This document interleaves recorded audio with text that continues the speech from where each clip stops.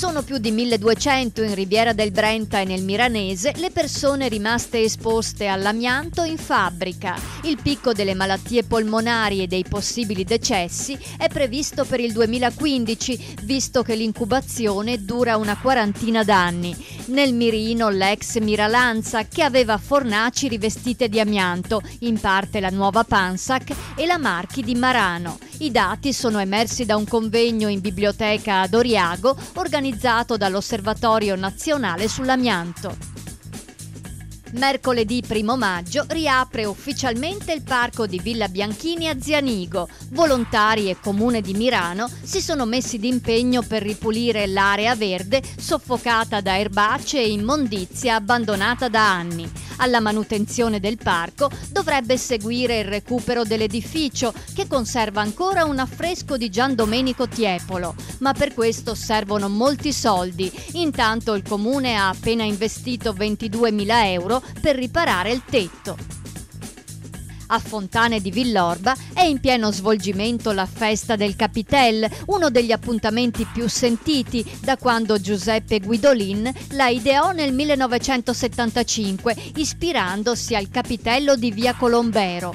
Ora sono i suoi 4 figli ad organizzarla, devolvendo il ricavato ai missionari del paese impegnati nel sud del mondo. Tra le attrazioni più divertenti di questa 39esima edizione, la sfida a chi indovina il peso delle soppresse e poi la super tombola, che chiuderà i festeggiamenti la sera del 1 maggio. Si chiama Miracolo Veneto il cortometraggio vincitore dell'Horror Festival di Livorno 2013, una sorta di Arancia Meccanica in dialetto girata nelle campagne di Ponzano. Gli autori sono lo scrittore sandonatese Raffaele Pastrello e il videomaker trevigiano Luca Tassone.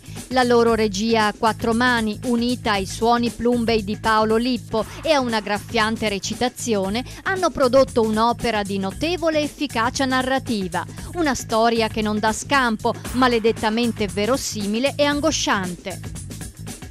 Cittadini in rivolta contro le antenne, 140 residenti di Fontana Fredda, frazione di Cinto Euganeo, hanno firmato contro l'installazione di nuove antenne telefoniche. Il comitato contro l'elettrosmog, del quale fanno parte molti papà e mamme, ritiene inaccettabile la scelta dell'area da parte dell'amministrazione comunale, una zona troppo vicina, sostengono, al centro di Fontana Fredda e soprattutto alle scuole medie e dell'infanzia.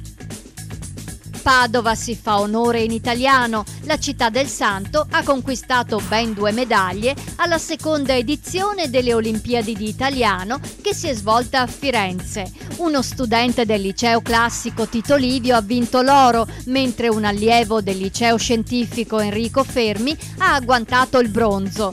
12.000 in totale i partecipanti, anche attraverso le scuole italiane all'estero, mentre in finale sono arrivati 64 studenti. Il premio, uno stage di una settimana all'estero.